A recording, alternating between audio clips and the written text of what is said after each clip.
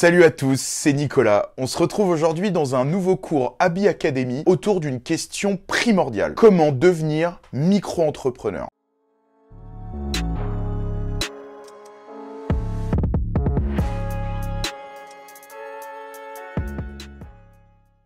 Avant toute chose, petite précision. Micro-entreprise et auto-entreprise sont deux termes qui désignent exactement la même chose. En théorie, le terme auto-entreprise a été remplacé par micro-entreprise, mais ce premier est encore d'usage. Aujourd'hui, devenir auto-entrepreneur est relativement simple. Grâce à des procédures rapides et automatisées, créer une auto-entreprise est accessible à presque tout le monde. Il y a cependant quelques conditions. Cette vidéo sera découpée en plusieurs parties. Quels sont les critères pour devenir micro-entrepreneur ? Quelles sont les activités que l'on peut exercer en auto-entreprise? Quelles activités possibles mais sous certaines conditions? Les étapes de création? Quels sont les délais de la création d'auto-entreprise? Et enfin, comment et quand créer votre entreprise? Et donc, sans plus attendre, quelles sont les conditions pour devenir micro-entrepreneur?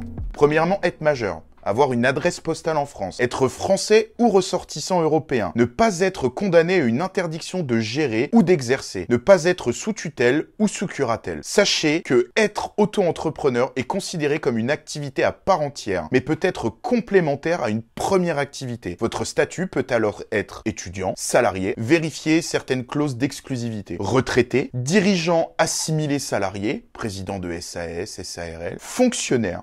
Attaquons maintenant notre deuxième partie. Quelles sont les activités que l'on peut exercer en auto-entreprise? Le régime de l'auto-entreprise ne convient pas à tous les secteurs. Il est adapté pour certains secteurs comme commercial, toutes les personnes ayant une activité en lien avec le commerce, la revente de marchandises ou de biens, artisanal, toutes les activités reposant sur la création, la fabrication, la transformation ou la réparation unitaire des produits et qui requièrent une intervention manuelle ainsi qu'une qualification. Les professionnels libéraux qui dépendent du régime de retraite des travailleurs indépendants ou relevant de la CIPAV ont aussi la possibilité d'exercer sous le régime de l'auto-entrepreneur. Les activités au sein de la CIPAV sont notamment architectes, les ingénieurs conseils, les moniteurs de ski, les experts automobiles, les guides de haute montagne, les professeurs auto-entrepreneurs.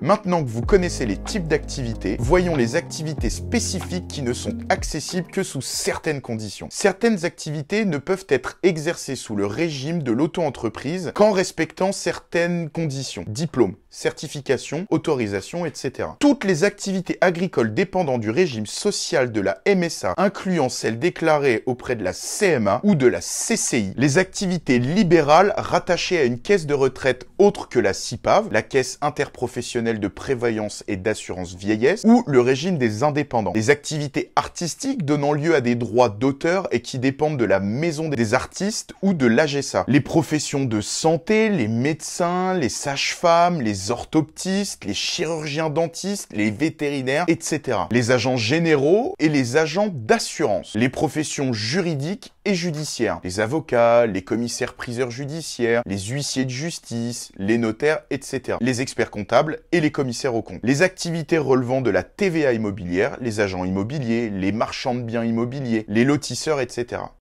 Bon, si les activités n'ont plus de secret pour vous, échangeons sur les étapes de création de votre entreprise. La première étape est de correctement choisir la date de début de votre activité. Prenons l'exemple de la CFE. Quand vous créez votre micro, sachez que vous êtes exonéré de cotisations foncières des entreprises pendant la première année. Et l'État ne compte qu'en année civile, ce qui veut dire que si vous démarrez votre activité le 1er décembre, vous ne bénéficierez de cette exonération que pendant un mois. Alors que si vous attendez le 1er janvier de l'année suivante, vous n'aurez rien à payer pendant les 12 mois suivants. Pour mieux comprendre ce qu'est la CFE, à quoi elle sert et comment elle fonctionne, je vous invite fortement à consulter notre vidéo de formation dédiée. Vous la trouverez ici dans Abi Academy. La deuxième étape est de remplir votre formulaire de déclaration P0. C'est un CERFA fourni par les organismes de l'État que vous pourrez trouver sur Internet. Néanmoins, sachez qu'en tant qu'utilisateur Abi, vous n'avez rien à faire à ce sujet. Nous nous occupons de remplir ce formulaire et de transmettre les différents documents légaux au service de l'État. Et voilà, le tour est joué. Votre activité est maintenant déclarée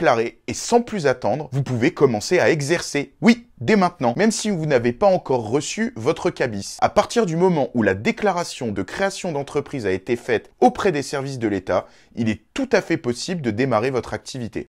Vous avez fait votre déclaration, mais quels sont les délais de création de votre entreprise? Une fois les démarches effectuées, vous deviendrez auto-entrepreneur entre 1 et 4 semaines après la déclaration de votre auto-entreprise. Cela peut varier en fonction de votre interlocuteur, de votre localité, etc. Le temps nécessaire pour recevoir tous les documents, notamment votre certificat d'inscription au répertoire des entreprises contenant votre CABIS, votre SIRET et votre code APE. Et voilà, vous êtes auto-entrepreneur.